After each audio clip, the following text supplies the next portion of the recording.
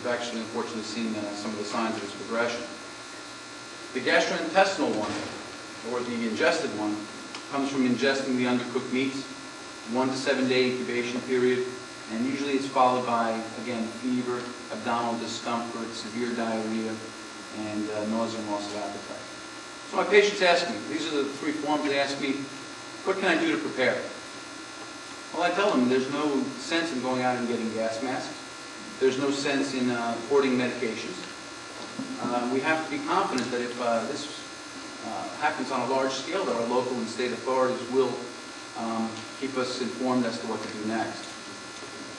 Another question I get is, what is my risk of contracting anthrax in this town?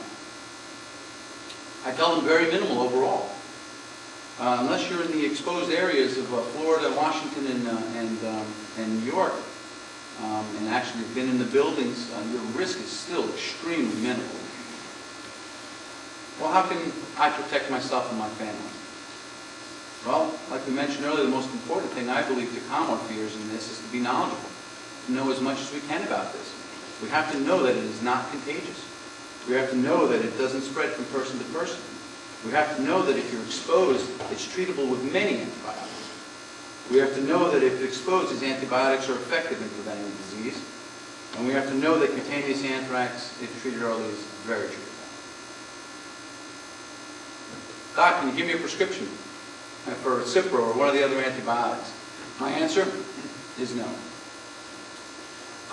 It'll actually be a disservice to our community if doctors start handing out antibiotics in preparation for potential outbreaks. These antibiotics have expiration dates. I mentioned earlier that this anthrax is very easily treatable with many antibiotics if caught early. So the antibiotics are out there, and if we need be it, the government can actually help us and gather more. I get the question, is there a vaccine? Yes, there is a vaccine. Right now, though, it's not for the general public. It's usually reserved for military personnel, people who handle the particular spores, and people who work with the undercooked, with the meat products and the animals. And another question I'll get is, can I be tested for this anthrax? And there's no current screening test now. Through public health investigations, though, the officials can state whether there's a particular risk in a particular portion of the public.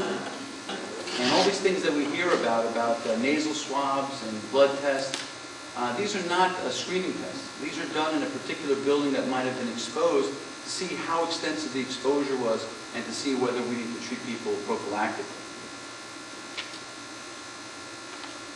Getting back to another question that Dr. Shosheim mentioned, I'll get people come in at least once or twice a week that ask me, is this rash on my skin, is this anthrax?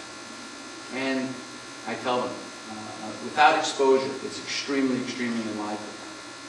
Again, it's a very, very characteristic rash. It's very distinct. Like I mentioned earlier, it starts with a little swelling.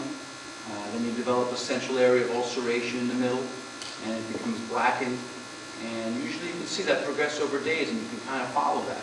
So if anybody's ever concerned, I tell them, just come back in a day.